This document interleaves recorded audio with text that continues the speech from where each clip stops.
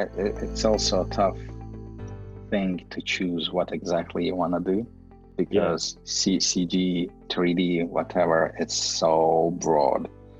It's crazy.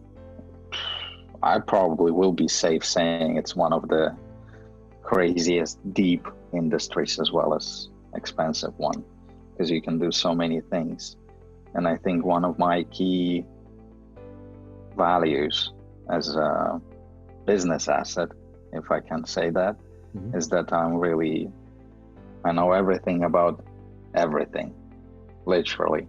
I may not be proficient in most of these things, but I know how they work. So if problem needs to be sorted, it will be sorted somehow. And it's tough to, a lot of people in comments asking like, hey, listen, what should I do? Should I go for characters or look dev, whatever, lighting departments? I don't know, because these days there are no problems being a generalist and being good at it.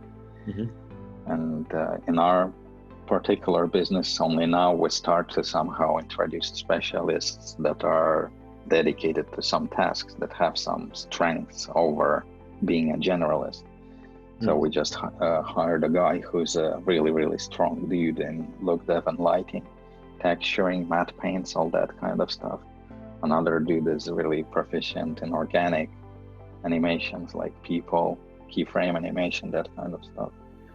And I'm a just generalist. So we have all different sorts of projects, from VFX commercials. When you shoot it, you apply VFX on top.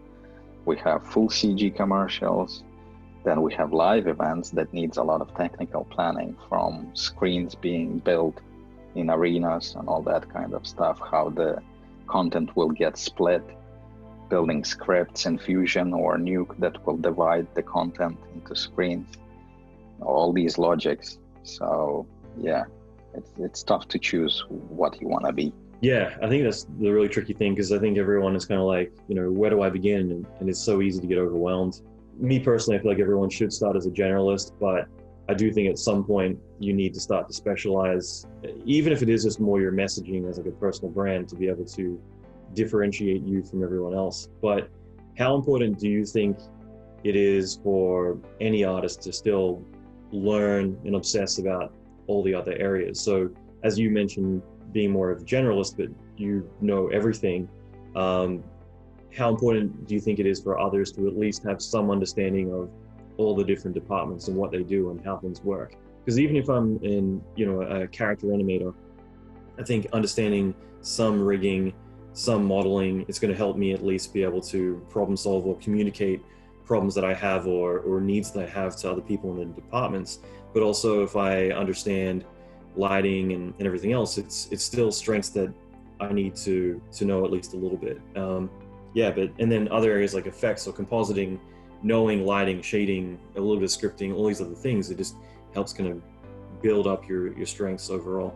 Yeah, I think it's inevitable being a narrow focused professional for some periods of time, and you can't become a generalist like, hey, okay, I'll be a generalist.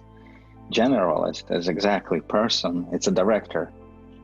It's a person who knows everything about anything, and if necessary, he can pick up that work. And for example, in my works, I have like rigged robots that I've built from scratch.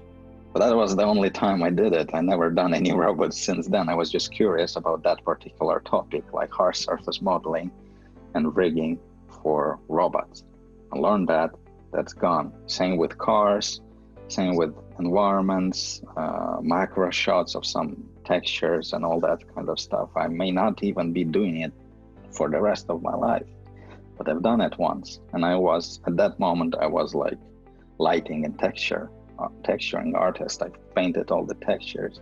That's cool. And things like that. So yeah, you just have to, I know it's tough in the beginning, because it's like, you don't know where to start. I do get the struggle. We've all been there. And yeah, I think it's just time. Just keep rolling, keep grinding the knowledge from wherever you're grinding it. And yeah.